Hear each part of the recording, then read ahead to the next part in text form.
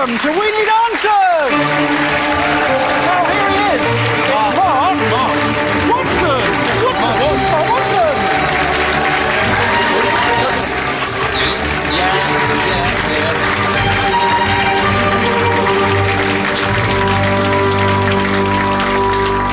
Welcome to We Need Answers, the quiz show where the questions come from you, the public, via a text answering service. I'm Mark Watson, I'm sort of in charge of the show. I'll be telling you roughly what's going on. Sometimes I sort of squawk and yell and get excited. It should basically be fine. But I'm actually only one of 3 hosts. There are 2 other humans here. One of them, on the computers, is Alex Horn. Hi, Alex. Thank you very much. Thank you. I'm probably the least flamboyant of the 3 of us, so I've been given the laptops. And I'm going to use laptop A to demonstrate the conceit of the show, how the show works. You'll recognise there are 4 identical members of the public, curious texters. They've got questions and they're texting the questions to a text answering service, a new phenomenon. And we've teamed up with one of these new phenomena, which means we've got access to thousands of questions. We'll be using the questions tonight. It's hard to imagine how many. It's probably best if you think of them as something like an enormous question cow. We've got access to that cow, we've been feeding the cow up, we've been fattening the cow up, and we've condensed it into 2 steaks. Think of them as like question steaks. We'll be offering them to the contestants, and if one of them's vegetarian, we'll give them a vegetarian option, like a coffee. So Thank you, Alex. Well, we're all a lot wiser now as to how the show works, but you might be thinking, well, these questions, how will they find their way from us to our contestants? That will be... I'll do this. Do we have a question master? Well, that will be something... we do have a question master. Not much suspense now. It's him, Tim Key! Tim Key! Now, Tim, we always have a theme for the show. What's the theme? The theme this week. The theme in this episode is... There it is. The media and eating. There we are, Tim. The media. Dreadful and eating. Well, we've got some more details here. Ali, if you can just note things like notepads, waffles, sausages to eat, and then buttons, of course. Sort of you can eat them, but also you might wear buttons if you go to a press conference, so it kind of links the whole... sort of media. Media! Media and eating, there we are. So the media and eating. What is the media? What is eating? Does food ever eat us? These are the sort of questions which may or may not come up, depending on what we ask the contestants. But who are these contestants? Well, I'll answer that by saying, let's meet the contestants. Let's meet the contestants. Let's meet the contestants. Let's meet the contestants. Yes, let's meet the contestants. Our first guest tonight is known to millions as Esther Ranson because she is. Her massive CV includes presenting That's Life, setting up charities, introducing talented pets to the public, giving medals to brave people, and now standing for Parliament. She went on I'm a Celebrity, and yet she is a celebrity. It is Esther Ranson!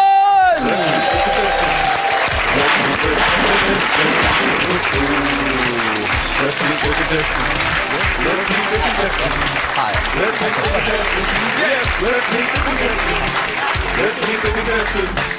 Up against Ranson is perhaps the nation's most prominent sports broadcaster.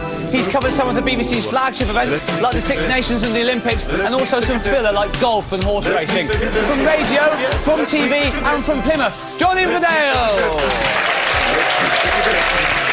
Yes! Hello, John. Why can I brace your face? Yeah, why not? Oh! Let's meet the contestants. Let's meet the contestants. Yes, let's meet the contestants. Lovely display of sportsmanship. That's the first time we've seen a player embrace an opponent before it even starts. We should really work out the scoring system. This is not just a load of nonsense. This is a proper quiz with a proper scoring system, which is this. For a right answer, which is one which matches our text answering service, 2 points. For a wrong answer, that bears little or no resemblance to the text answering service, well, no points. And the complicated bit, 1 point if you're quite right, which is, you know, not perfect, but, well, I mean, Tim's sort of... Well, I was going to say Tim's summing it up, but actually Tim's doing something awful, really. There we are. So, we've met the contestants, we've explained the scoring, sort of. The first round is called Burning Issues and Fiddly Questions. Are you ready, Tim? Yep. Yeah, exactly. Alex? I'm very thirsty. Oh, Alex is thirsty. Tim's ready. Are you all right, John? I'm, yes. Yes. Without further ado, let's play We Need Answers!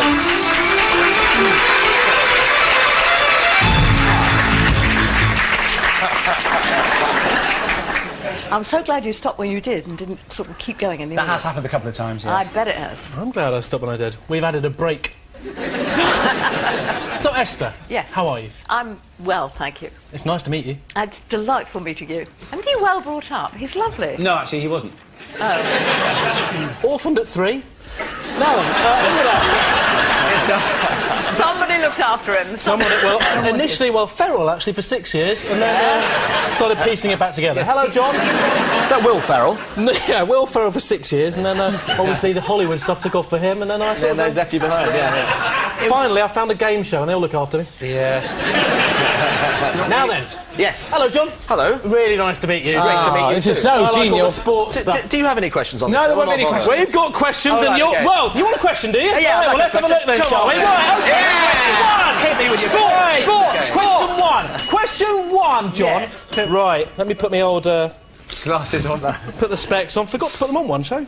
Right, John. Yes. What does a Ford Fiesta taste like? I think a Ford Fiesta tastes like a rotten old piece of garlic bread that's been sitting in the bread bin for ages and has kind of lost all its suppleness. It's a very lyrical answer, if nothing else. Lovely. I wasn't expecting suppleness so early, John. It's not right, though. Sorry, no points. A Ford Fiesta has a lovely bouquet of plastic with hints of carbon monoxide. It's easy on the palate, offering a slight taste of carbon steel. Esther. Yeah. Could a dog hold a microphone? Another media question, isn't it? The only talking dog I know who said... Now, can I stop you there, Esther? You may. We actually... Ali, you can do it, can't you? Alex. Look, watch this. Sausages. No, that's not... Do it again. It's less impressive for humans. If you listen to be carefully... fair. Sausages. Yeah, No. it sounds like sausages. Go on, do it again. Sausages. No. It sounds like you're saying But sausages. it is better if a dog does it, to be fair. No, but listen to Ali. Do it again. Sausages. Yeah, it sounds like sausages. No, but the point is that Esther's was a dog, whereas Alex is a human, so he's always capable of saying sausages. Sausages. Not bad. Go on, carry on, Esther. Anyway, he not only said sausages, but he also said Elvis. And he also said Jersey.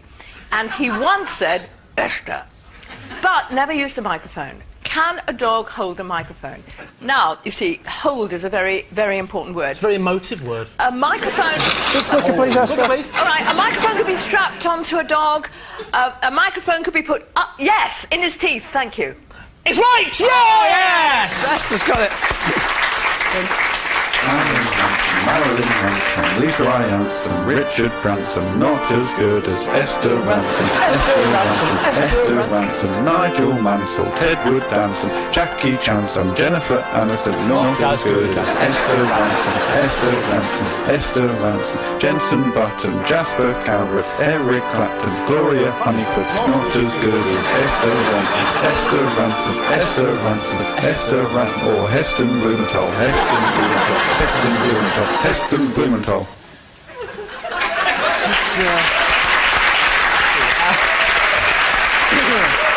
2 points then, Esther. Well done. John. Yes. This next question is a manly question. Yeah. Oh, hello. Hang on.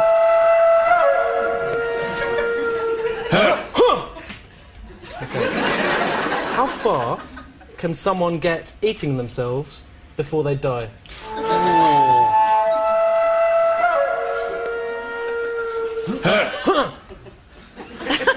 A mixed reception, I think, for the graphic. You'd have to start on your toes. Yeah, you'd wouldn't have you? to start your toes, Because you come on. couldn't physically start here, because otherwise you'd get...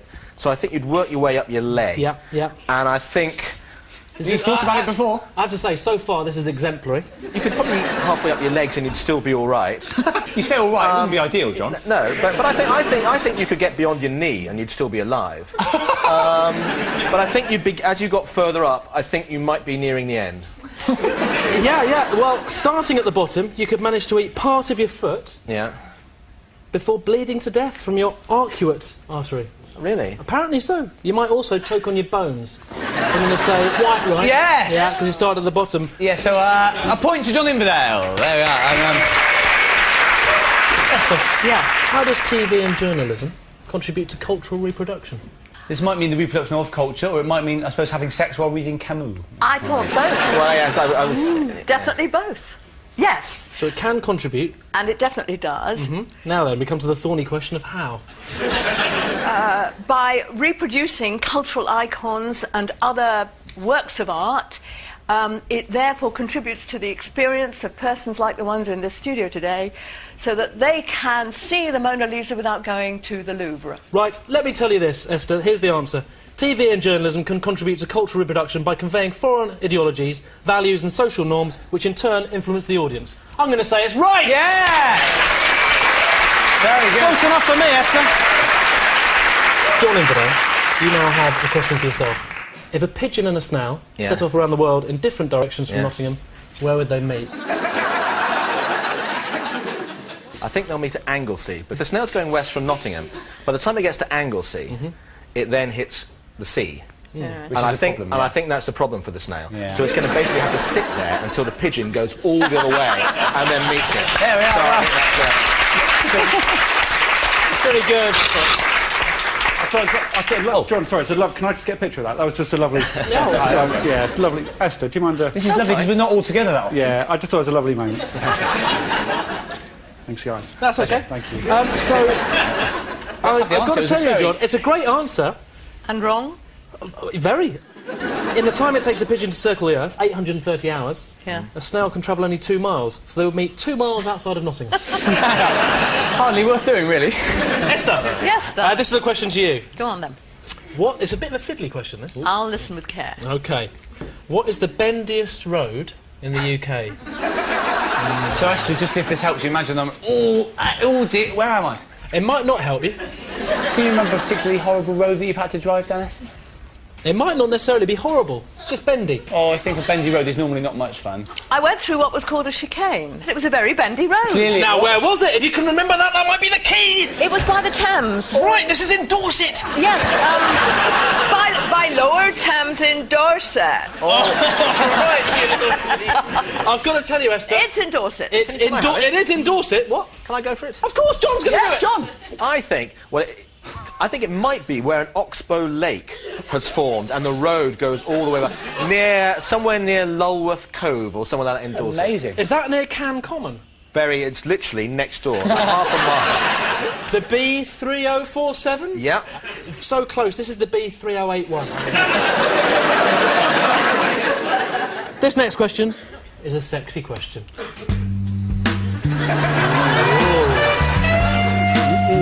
Well, I mean, yeah. Down, boy. When did man first make brief underpants, and what did they wear before them? That is Quite a pretty sexy question. Yes, pants. I think before there were underpants, there was barely civilization. Romans have been written off by I'm not sure. history. I don't think the Romans had underpants. I was on Hadrian's Wall last weekend. It's the start of an and there was no mention in all those little brief historical things all along the wall. There was no mention of underpants there. Never is there? So I think... to be fair, the Bio Tapestry doesn't have much on pants either. I think 1147. Men's brief underpants were first sold on the 19th of January...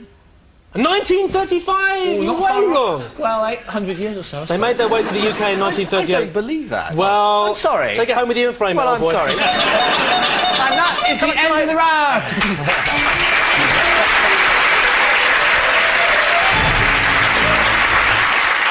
And at the end of that round, we have the scores. John Inverdale 1, Esther Ranson 4.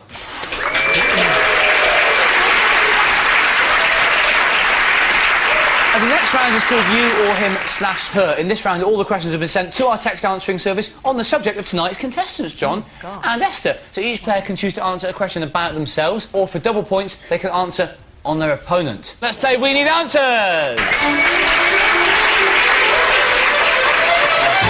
That's too fast. A bit too fast. Does that hurt? No, You sure? a little bit. Yeah. Hello, Esther. Hello, sweetie. How are you? I'm good. Oh, there really is. You can feel it from here. Hello, Johnny. Hello, boy. First instance of the question master being referred to as boy. John, Yeah. why don't you have one about yourself, just to get yourself going? All right. OK, if John Inverdale sees someone dressed in a tracksuit in the street, does he interview them? Always without fail. 2 points. Next. John has a keen interest in sport, so often talks to like-minded men on the street. He thinks of it as conversation, not interviewing, but the mic is hard to explain. It's right! Yes! Esther! You or him? I'll stick with me. OK. That's life. What is? At its most prosaic, life is existence. Very rare that an answer starts with "at its most prosaic." For a plant, for an animal. Bit quicker. But right here, right now, it is a consummate collection of wonderful stimuli which in the end cause the brain to exult. Can I say, I think life is a quiz show, and some people win and some people lose. Oh, don't be so down on yourself. I'm afraid, Esther, it's wrong. The answer is the stuff that happens. John, you or Esther Ranson? Better have another Esther then. Oh, OK. I know time's running out. Yeah, OK. Well, this is about Esther. For all of us. Esther, of course, is hoping to become the MP for Luton. Bearing that in mind, this is more about Luton than Esther, really. Who scored Luton Town's winner against Arsenal in the 1988 Littlewoods Cup final? Oh, my Lord.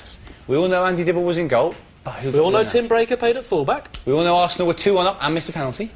David Pleat was the manager. David Pleat was the manager. We all know that. We all know Les Seeley couldn't make the match. We all know Les Seeley ended up getting a medal, but then gave it to Jim Leighton. We all know Jim Leighton was mortified after that and his career never really recovered. We all know these things, John, don't we? But who got that dramatic late winner, John? Quicker, please, John. Quicker, please, John. Stop stalling! Come on! Well, somebody Alan. The first name was right. Alan somebody. No, it's somebody, Somebody but else. something else. It's Brian, so I'll give you... Brian. Brian? Oh, yes. He's on the tip of his tongue. I'm almost there. This could finish it for Luton! And it's Brian Smith. Brian Steen! Brian Steen. Of course. Brian Steen scored the winner. 90th minute of the 1988 Littlewoods Cup final. No points, I'm afraid, John. And that's the end of the round.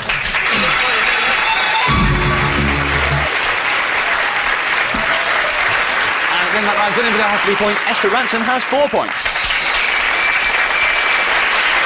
Alex, any further analysis? Well, I've got the picture back from the chemist. Ah, yeah. Disappointing. I've scanned it in, but it's not... the quality is diminished. They've sort of mucked up the heads. All the heads got mucked up. Oh, they've swapped the heads round? All and your head's all loose. Your head's all loose. Well, you did say they lost a lot of the quality. It's not ideal. Can you make all four go at the same time? Yes. Oh, I'd like to see that. It just take a bit of time. No, that's all right. Oh, no, thank you. There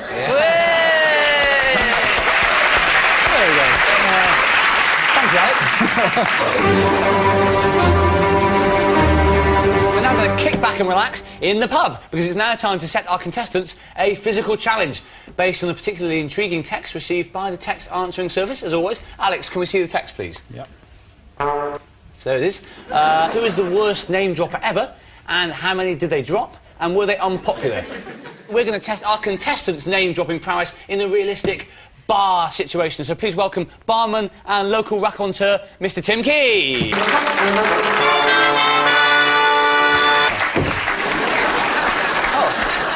Just changing a barrel. Oh, down in the cellar. Just changing a barrel. Okay. Yep. Hello, Esther. How do you do? God, dear me. How's the old pub going, Tim? Oh. I heard that Trevor got barred. Trevor unfortunately got barred in the end because he kept on. We've got like a dartboard.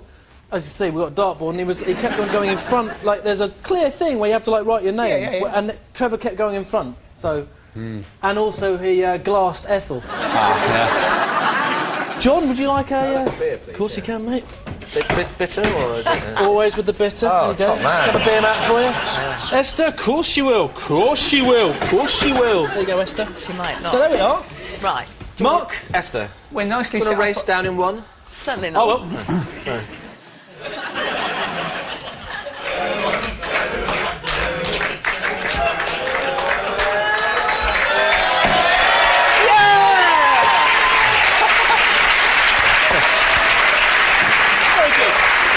The BBC doesn't normally condone binge drinking, but 48 points to John, man. This is a game based on name dropping. What I'd like you to do is drop as many names as you can in a minute. OK. Obviously, you have to write your names down on these beer mats. The more names you write down, the more points you score. OK. And they have to be people that you have met. Yes. And you'll be awarded points depending on how big a name drop it is. Right, are you ready? Yeah. Ready, John? Yep. Ready, Esther? Yeah. Last orders in the bar! And they're off. The last drink I had was with the Queen. Go on, So get it was down there. actually Get it down there. Get it down. Oh, wait. At the Queen's What's he got here? garden party. How do you meet Tony Blair? John, how do you meet Tony Blair? John, how do you meet Tony Blair? John, I've run miles with George Bush, with Tony Blair. What have you got? So, and was he a nice man? Gordon Brown now. Oh, fantastic! No, you right, Gordon Brown. Well, I Poppy. met him too. How did you meet Gordon Brown? Too. He invited me to 10 Downing Street. She says, writing down Tony Blackburn. Roger Federer. Yeah. What's Roger like? I've seen you interview He's him. fantastic. He's one of the nicest men you could ever Rafa meet in your Nadal, life. change the record, mate. Yeah. How about you don't do a tennis player? No, that's Tiger Woods. He doesn't play tennis. I thought I'd put him no, down. but he appears in adverts with him. Okay. What have you got over here, Esther? Uri Geller. Have Why you met not? Uri Why Geller, not? It's a John? bit better.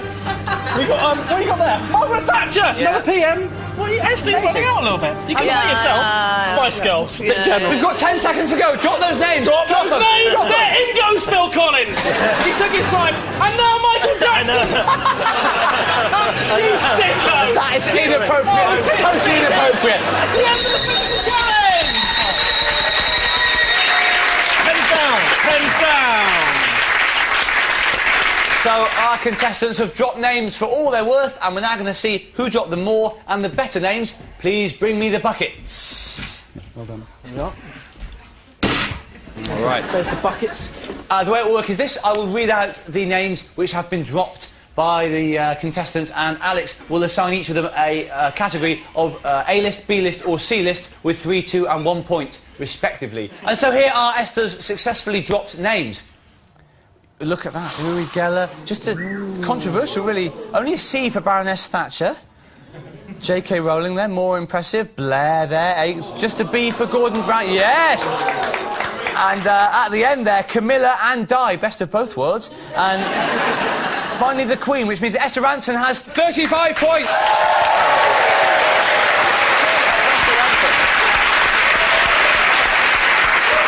Let's see who John Inverdale has managed to drop. Ooh, look at that, an A. This time Thatcher's gone up to an A, a bit controversial. She was a B in the last round. McCartney as well, some good names there. C for Peter Gabriel. Still, it's all points, it's all points. Quite a lot of sports people. No points at all for Kit Jensen, who I think was Kid Jensen, the DJ, who in any case we haven't heard of. But look at the way he's finished. Bush, Blair, Bolt and Pele. Devastating. And that means 44!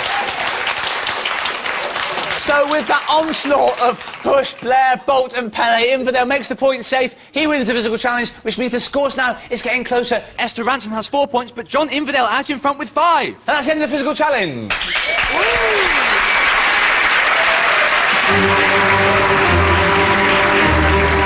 We now move on to our final round, the quick-fire meltdown round. All the questions in this round are for double points. And the quiz is over when Esther and John's heads clash on the screen. So, with the game hanging in the balance for the final time, let's play We Need Answers.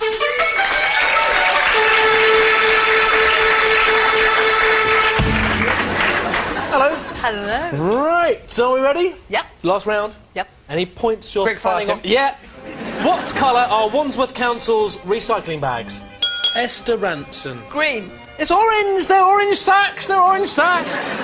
Does a penguin have an ankle? Esther Ranson. Yes. He's right! Yes! It's the tarsus metatarsus. What do you get if you cross a motorway with a wheelbarrow?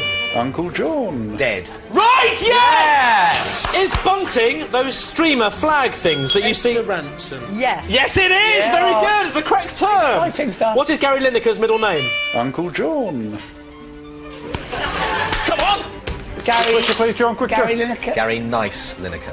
It was Winston! It was Winston! How many calories does a postage stamp contain? Uncle John.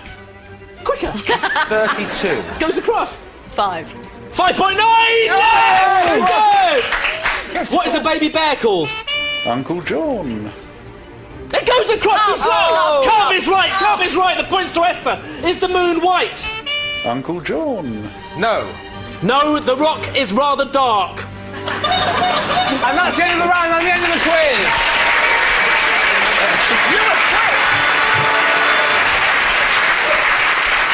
And so we come to the point in the show where we have to reveal the winner and the loser. It was very, very close, I can tell you that. But in reverse order, I'm going to reveal them with 9 points. I don't want to spoil the suspense. It was John Inverdale!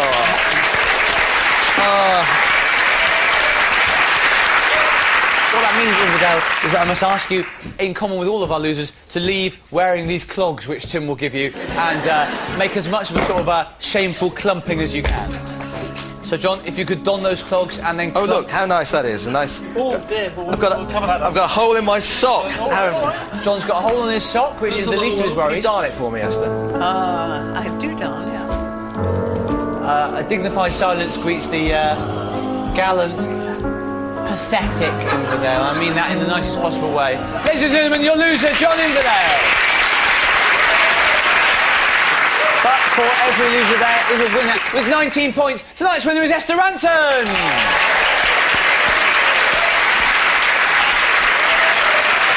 You've won a lot of things in your career, Esther. And you're about to win something else here because you can choose between the We Need Answers plate or the We Need Answers dates. I think I would like We Need Answers, That please. plate will sit on Esther's mantelpiece. So, Esther, that plate is yours. No one can take that away from you. But you could win even more now as we play the House Prize Showdown.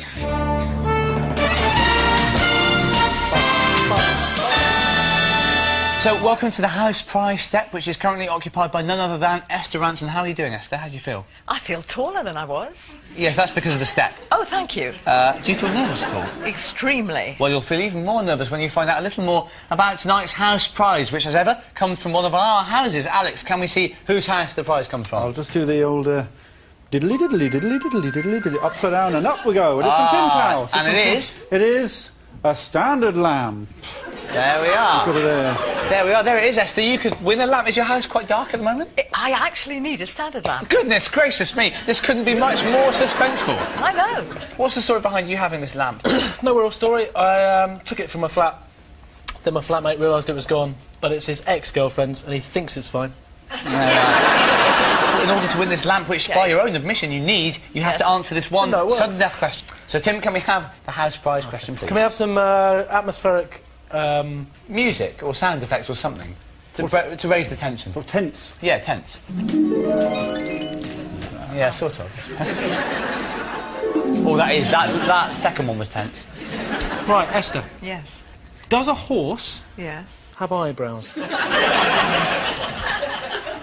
So, does a horse have eyebrows? We know that horses exist, for one thing. We know they've got eyes, but do they have eyebrows? Well, they do, but let's see if Esther knows that. Esther, does a horse have eyebrows? If you know, then you'll have that lamp in a minute. So it's just a question, really, of saying, yep. So... Can I just ask a question? Of course you can. Do I have to put that in my car, or will someone deliver it to me? I'll deliver it. You will deliver it? yes. Yes, a horse does have eyebrows. OK, what? Oh. The answer is... Yes. Yeah, it is. Yeah! A horse's eyebrow lies on the bony prominence around... Which means that Esther Ranton wins the standard lamp! She also wins the Winning Answers plate!